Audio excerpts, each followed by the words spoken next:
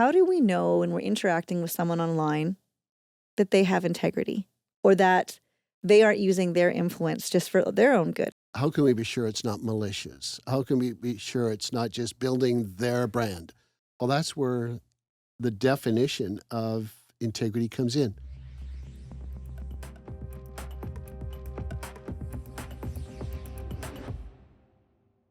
Today we are talking with Bill Pipke, and he is an author of Integrity, the Best Foundation. How are you doing, Bill?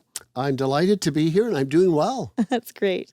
So we've had you on the show once before, where we talked about the 6 pillars of integrity and what role integrity plays. Mm-hmm. So today, I'm wondering if we can talk a little bit about one of these pillars. You want to do a deep dive into one of the pillars? Let's do it. I want to do a deep dive.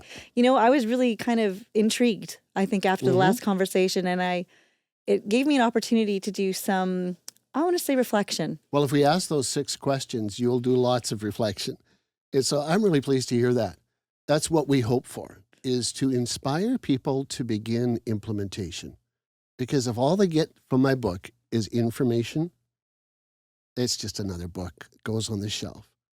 But if they begin to apply it and they begin to use it, if it gets influence in their lives, it'll change the course of their lives and improve their lives. And that's why we wrote the book.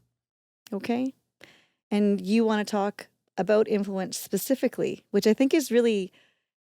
It's sort of ironic in a way because with learnonlinesecurity.com and online, we talk about influencers. We talk about influence on the internet and how online we're influenced by social media. We're influenced by what other people are doing, what they're saying, whether the neighbors are going on a holiday or, right? And there's all these kind of, I want to say like measuring sticks that kind of get thrown our way when it comes to the internet. Mm-hmm.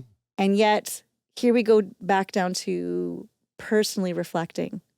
And how does that work? Everybody wants influence. And the truth is, everyone has influence. If you stop and think about it, even the 2-year-old in your house has influence. In fact, maybe more influence than they deserve, but they have influence. And so Tim Almors wrote and said, he's a sociologist, he said, everybody will in fact influence up to 10,000 people in their lifetime, directly or indirectly. And that's even for an introverted person. Someone like you or myself who get involved in media, probably even more than 10,000. But we all have influence. It's funny because the first thing I think of when I think of influence is charisma. But there's a lot more to do with that because this is also based in integrity. So because you can have a very quiet charisma. Mm-hmm. Right? It doesn't have to be loud. It doesn't have to be, sometimes it's just by the actions that you do. There are many kinds of influence. So, for instance, there's charismatic influence, which you just mentioned. And then there's someone who has expertise. Well, they have influence. There's someone who has already experienced something, so they have influence. There's the scholar who has the intellectual influence. There's the spiritual person you might be talking to, and they have been maybe a mentor or they've influenced you in some way. We've looked in the book at a variety of influences, and we've come to this conclusion, and this might surprise you, or you might go, yeah, I knew that. The highest and best influence a person can have is moral influence. I think it's interesting because I was just trying to figure out, like, I think when it comes to society and it comes to the internet, and when you look at the old saying, keeping up with the Joneses, right? So that's what people think of, I think, when we think of influence. But really, the moral influence, that is very much a personal journey, is it not?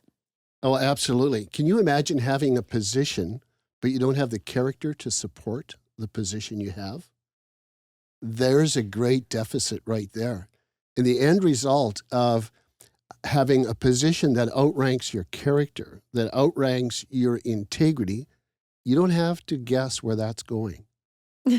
All you have to do is watch the news sometimes, right? Exactly. If you see people in leadership roles is the first thing that comes to mind. Yeah. Well, there's a historical example of a young man who was given all kinds of things, entitlement, a coat of many colors, He was his father's favorite. He was given the special position in the family. And when he had this position, he didn't have the character to go with it. And so he tells on his brothers. He gives a bad report to his dad. When there's difficulty, he doesn't seek to resolve it. He's in a position to resolve the difficulty, but he couldn't be bothered. He had success. He was doing fine, but they were not. So influence is using your influence for the good of everyone. And what this young fella did was he only used his influence for his own good. The end result was strife in the family, conflict in communication, and mistrust. And in time, his brothers wouldn't even talk to him. Now, some people know the story I'm talking about. The end result was what? They sold him into slavery. They actually did what they could to remove him. How many leaders have suffered that because they didn't have the integrity to go with their position, and people won't follow? The communication breaks down. And there's so many things that come out of a lack of integrity. When I use my influence for only my good, people don't want to follow me. People won't buy my product after a while because, you see, it's all about me. But when I care for the end user, I care for the people on my team, the end result is my character allows for my position to even go higher. But if I have a character deficit, my position may go higher, but sooner or later, get ready, we're going to read another headline. Yeah, I think that's pretty fair to say. I think when you talk about it that way, and I know we probably can just even recently can see many examples of that in our news media and etc. You know, if you whatever you're watching or anywhere around the world, even, right, you could see that definitely play out. And how many times do we see someone use their influence just to protect themselves? I think that's kind of what I'm interested in, because I think there's a survival mechanism that we all have, you know what I mean, to look after ourselves, especially when things get more difficult, right? And I think it gets more difficult to be selfless or use integrity when you're challenged, right? When you're in a position where maybe you need that really badly, or right? So it's interesting, and this is a process where you're always using your checks and balances by the sounds of it. Well, integrity is doing what you ought to do, even if it costs you. And the end result of doing what you ought to do is going to produce people who are succeeding together. Now, if I only succeed and you don't succeed, that typically is not sustainable. It's not long-term.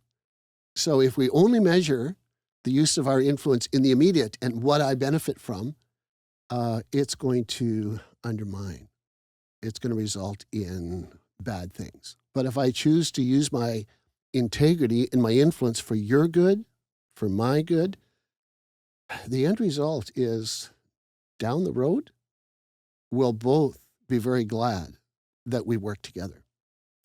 So, Bill, talking about influencers and influencers online, and also about integrity, how do we know when we're interacting with someone online that they have integrity, or that they aren't using their influence just for their own good? How do we measure that?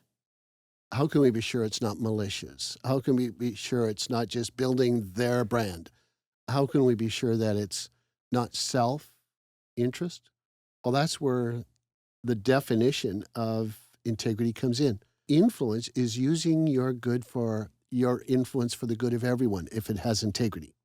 If it lacks integrity, it will not be for the good of everyone. So the first question is, as we track this, who's benefiting? How many are benefiting? Where does all the attention go?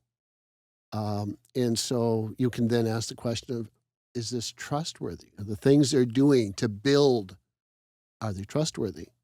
You know, what's the purpose behind what they're doing online? You know, does it honor others and other organizations, or does it put them down in order to raise them? Is it truthful? Like, are they creating facts And are they authentic and transparent about not only their success, but their failures? And so you begin to ask those 6 questions, which we talked about before, and it doesn't take long. And you begin to realize people of influence who have integrity are interested in taking the influence they have and using it for good. People who lack integrity are interested in just getting influence. So there's this hunger, appetite, give me more influence. Mm-hmm. But people who have integrity decide, I am going to use my influence. And when I use my influence, it will actually result in growth. Think about the authenticity part of it, because as you're talking, I'm thinking about how if you were following someone online that, say you think they've got it all together and you think that they would be a great role model or someone that you want to follow, for example, when it comes to authenticity, you know, you can probably look very quickly, and it wouldn't take you long, you know, do their values and morals add up to something that I want to align myself with, you know, or, you know, the thing I think about is a lot of these companies, a lot of these influencers, they do things for show, right? So they follow, oh, you know, do this and we're going to give this money back to this organization, right? And it's for show. It's interesting that maybe we should be weighing these things a little bit more carefully instead of just following someone because they're good looking or they sound good or they've got a million views. Earlier, I talked about a young man who had position without character and how that led to actually a breakdown of everything and his enslavement.